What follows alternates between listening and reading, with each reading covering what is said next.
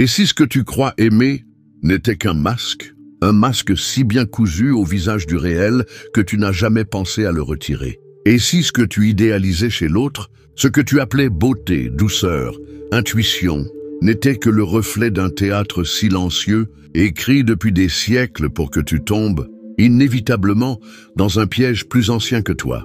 Schopenhauer n'avait pas pour habitude d'enrober la réalité. Il l'arrachait comme on arrache un rideau trop épais. Ce qu'il voyait chez la femme n'était pas ce que la société romantique voulait entendre. Il ne parlait pas d'adoration ni d'égalité chimérique. Il parlait de stratégie biologique, de manipulation instinctive, d'un jeu de force que l'homme naïf ignore à ses dépens. Ce que je vais te dire, tu ne l'entendras pas dans les livres de développement personnel, parce que cette vérité ne flatte personne. Elle bouscule, elle dérange. Elle retourne ton regard vers ce que tu n'as jamais voulu voir. Et que la nature ne se soucie pas de ta morale. Et que derrière certains sourires se cachent des calculs d'une précision chirurgicale. Si tu te reconnais dans ce miroir tordu, si quelque chose en toi sait que le vernis craque, alors écoute jusqu'au bout. Parce qu'il y a des vérités qui sauvent, même lorsqu'elles font mal. Si ce que je dis résonne, abonne-toi, pose ton pouce sous la vidéo. T'es pas tombé ici par hasard. Tu sens ce tiraillement, ce silence entre les mots? C'est ton instinct qui se réveille. Schopenhauer écrivait que la femme est l'instrument par lequel la volonté de vivre piège l'homme. L'aimante, l'use, le pousse à se multiplier puis le rejette. Pas par cruauté mais par nécessité. Une nécessité biologique, brutale, froide, indifférente à l'amour ou à la justice. Comme la mer engloutit sans colère, comme la nuit tombe sans remords. Alors toi, dis-moi, combien de fois as-tu confondu la beauté avec la bonté? Combien de fois as-tu cru que l'attention offrait l'intention? Il n'y a pas de haine ici, juste une lucidité nue, âpre mais salutaire. Le monde ne s'équilibre pas sur l'amour, il se perpétue sur le mensonge utile. Et la femme, dans cette perspective, n'est pas un ange ni un démon. Elle est l'instrument du vivant. Tu peux t'indigner, tu peux nier, mais observe sans juger. Observe les choix, les silences, les abandons soudains. Tu verras que tout cela suit une logique plus ancienne que tes promesses. Et c'est ici que l'ombre devient lumière. Car voir, vraiment voir, c'est reprendre ton pouvoir. Créer ce contenu me prend du temps, de l'énergie et parfois un peu plus que ça. Si tu veux me soutenir, clique sur le bouton merci sous la vidéo. Et surtout, reste. Parce que ce qu'on va explorer ensuite va fissurer le sol sous tes pieds. Il y a des vérités qu'on préfère taire, non pas parce qu'elles sont fausses, mais parce qu'elles brûlent. Et celle-ci, Schopenhauer l'avait pressentie dans le silence des regards, dans les gestes les plus anodins, dans l'évidence que l'homme, dès qu'il aime, oublie. Il oublie qui il est, ce qu'il vaut, où il va. Il se dissout dans l'image qu'il projette sur celle qu'il croit comprendre.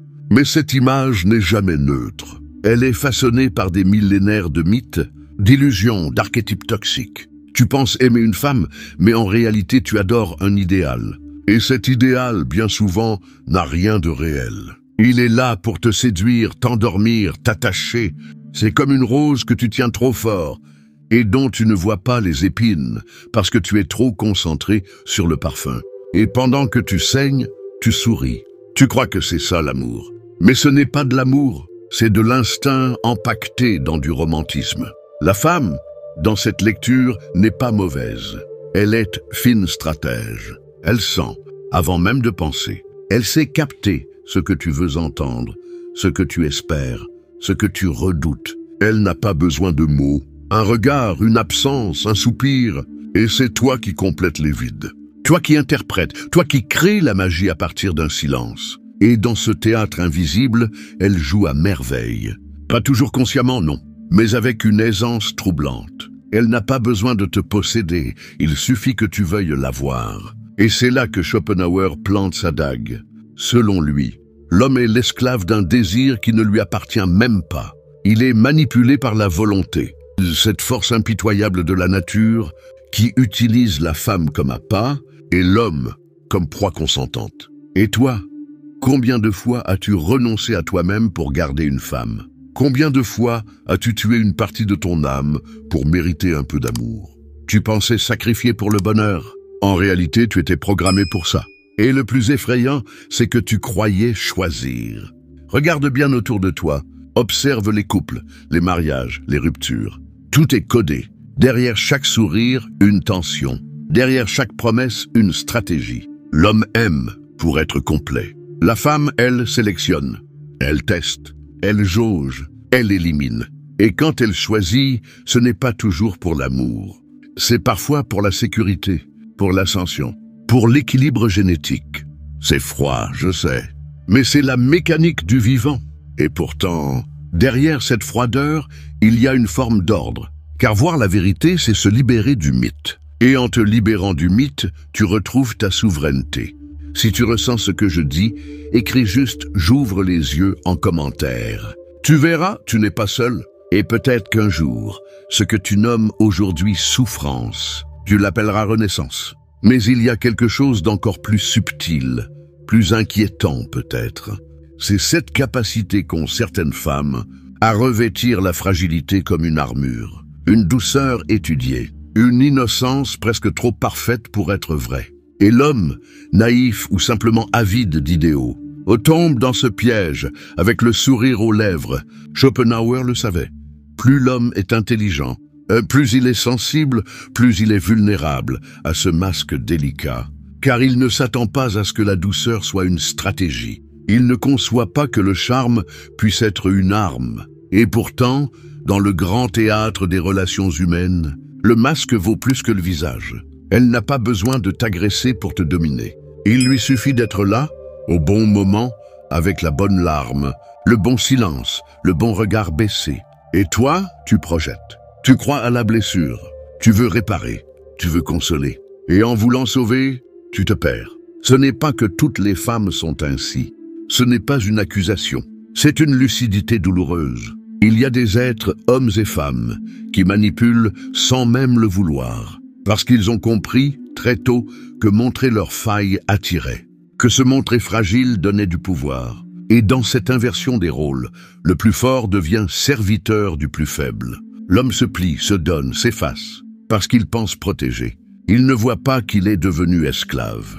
Il ne voit pas que la dette affective qu'il ressent ne vient pas de l'amour, mais d'une illusion soigneusement orchestrée. Et dans cette spirale, il se méprise. Il sent que quelque chose cloche, mais il continue. Parce que rompre le charme, ce serait accepter d'avoir été dupé. Et l'orgueil préfère souffrir que de se reconnaître aveugle. Alors il reste, il endure, il justifie. Il se dit que ça va passer, que c'est juste une mauvaise phase. Mais au fond, il sait, il sent la fatigue. Il sent que quelque chose en lui se dessèche, comme une plante trop arrosée qui finit par pourrir. Et pourtant, il continue d'arroser, il continue d'aimer, parce qu'on lui a appris que l'amour guérit tout. Mais ce qu'on ne lui a jamais dit, c'est que l'amour n'a aucun pouvoir si l'autre joue un rôle. Et c'est là que Schopenhauer devient cruel. Il ne croit pas à la réciprocité. Il voit l'homme comme un pantin d'un jeu plus ancien que lui. Il croit que ce que l'on appelle passion n'est qu'un piège, tendu par la nature pour perpétuer l'espèce. Rien de plus. Une illusion chimique, travestie en émotion éternelle. Alors je te pose la question. Et toi, jusqu'où es-tu prêt à aller pour une illusion ? Jusqu'où la douleur devient acceptable tant qu'elle porte un prénom? Écris-le si tu veux, ou garde-le pour toi, mais ne fais pas semblant de ne pas comprendre. Parce qu'au fond, tu sais, tu as vu ses regards, tu as senti cette fatigue, tu as ressenti ce doute. Et si tu es encore là, à écouter ces mots, c'est que quelque chose en toi appelle à la vérité, même si elle fait mal.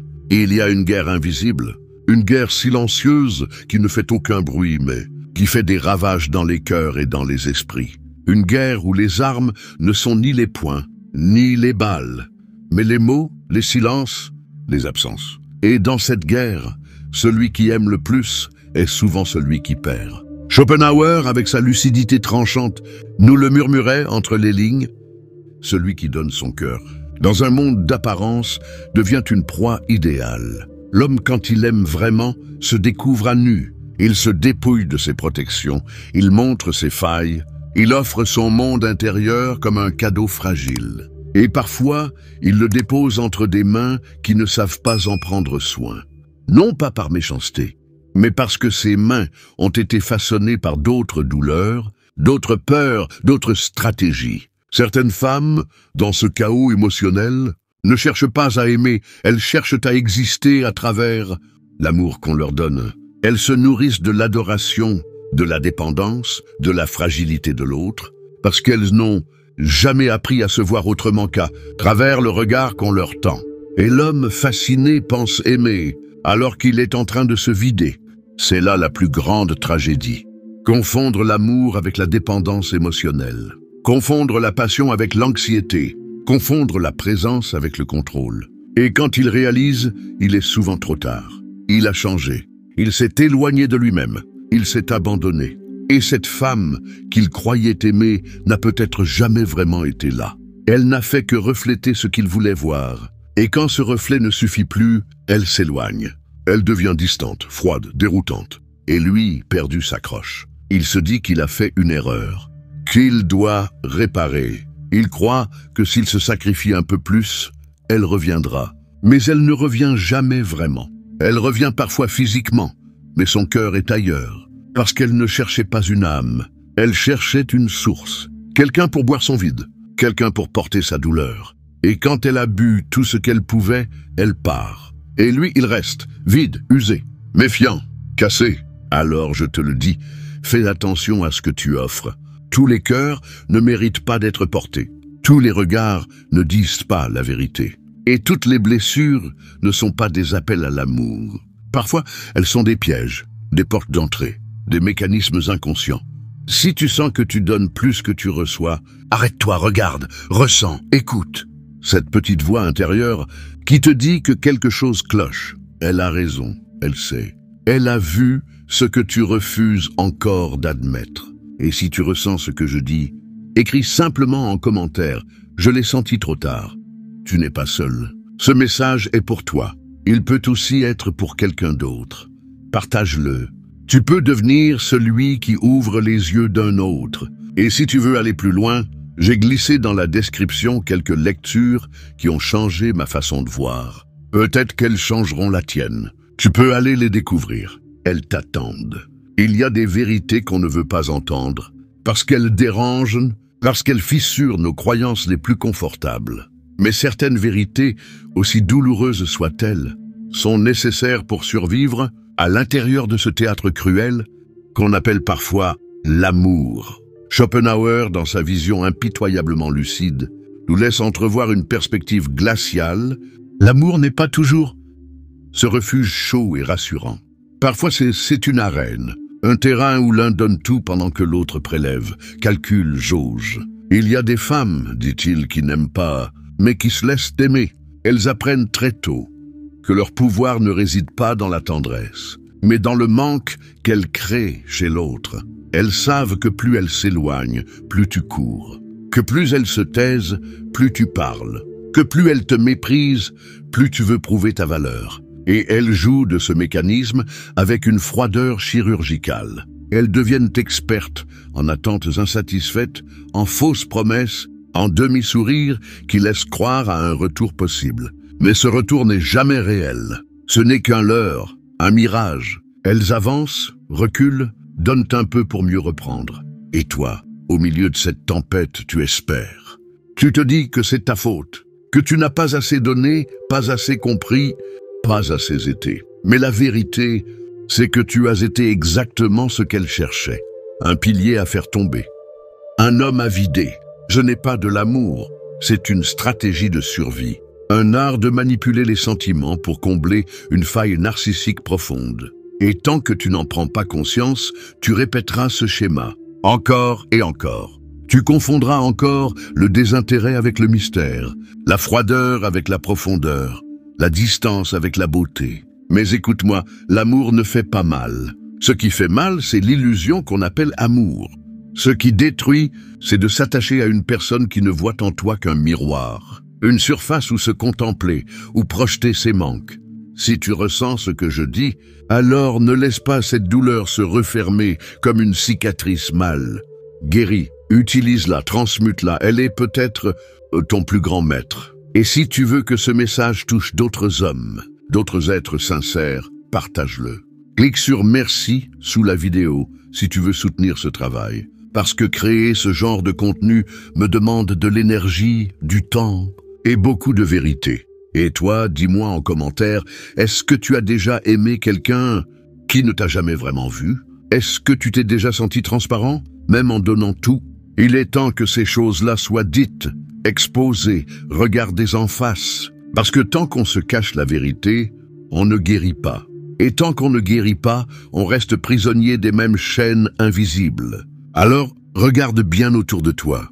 Qui te vide? Qui te rend confus? Qui te fait douter de ta lumière? Parfois, il ne s'agit pas de te battre pour l'amour. Il s'agit de partir pour te retrouver. Un jour, tu vas te réveiller et comprendre, pas dans un éclair de rage, mais dans un silence. Un silence tellement profond qu'il fera trembler tout ce que tu croyais immuable. Tu vas te lever sans colère, sans besoin de crier, sans chercher à prouver. Parce que tu sauras que tu as été pris dans un jeu qui ne t'appartenait pas. Un jeu dont les règles étaient biaisées dès le départ. Tu étais sincère, entier, vulnérable. Et on t'a enseigné que cela faisait de toi un naïf, un faible, un idiot peut-être. Mais ce n'est pas vrai. La vérité, c'est que ta lumière a ébloui quelqu'un qui ne voulait que des ombres à ses pieds. La vérité, c'est que certains ne veulent pas aimer. Ils veulent dominer, posséder, respirer à travers ton souffle, boire dans ta source sans jamais te donner une goutte. Et Schopenhauer, avec son regard tranchant comme un rasoir, l'avait vu. Il avait vu le gouffre derrière les apparences. Il avait compris que l'amour, tel que la société le peint, n'est parfois qu'un maquillage posé sur l'instinct de possession, sur la peur de vieillir seul, sur le besoin égoïste d'être rassuré. Il n'a pas haï les femmes. Il a haï le mensonge autour d'elles. Il a haï l'idéalisation, ce poison doux qui fait tomber les hommes amoureux, non pas de la personne, mais de l'idée qu'ils s'en font. Et toi, maintenant que tu vois clair, que vas-tu faire? Vas-tu te refermer, te cuirasser? Ou vas-tu continuer à aimer? Mais en conscience, aimer sans te trahir, aimer sans t'agenouiller, aimer en voyant vraiment. C'est ça, la révolution intérieure. Ce n'est pas de rejeter l'autre, c'est de te choisir enfin, de dire non quand c'est non, de t'éloigner quand on te minimise, de rester debout, même quand le vide appelle. Parce que ce vide-là, c'est l'espace nécessaire pour que quelque chose de vrai naisse. Et si tu as suivi jusqu'ici, si chaque mot a résonné dans ton corps, comme une cloche qu'on aurait trop longtemps fait taire, alors je te le demande, écris en commentaire « J'ai compris » ce simple mot. Parce qu'il peut créer un écho, un signal pour les autres, un phare dans la nuit. Et si tu veux aller encore plus loin, regarde la vidéo qui s'affiche maintenant. C'est la suite logique, elle t'attend. Et dans la description, je t'ai mis quelques livres puissants. Prends le temps, offre-toi ce regard neuf. Ce savoir-là, il peut transformer une vie. Il l'a fait pour moi. Peut-être qu'il le fera pour toi aussi. Et si tu veux soutenir cette chaîne, laisse un like, abonne-toi ou clique sur le bouton « Merci ». Parce que ce que je crée ici, je le fais pour les êtres lucides, pour ceux qui osent voir. Pour toi, maintenant que tu sais, et qu'est-ce que tu vas faire de cette vérité?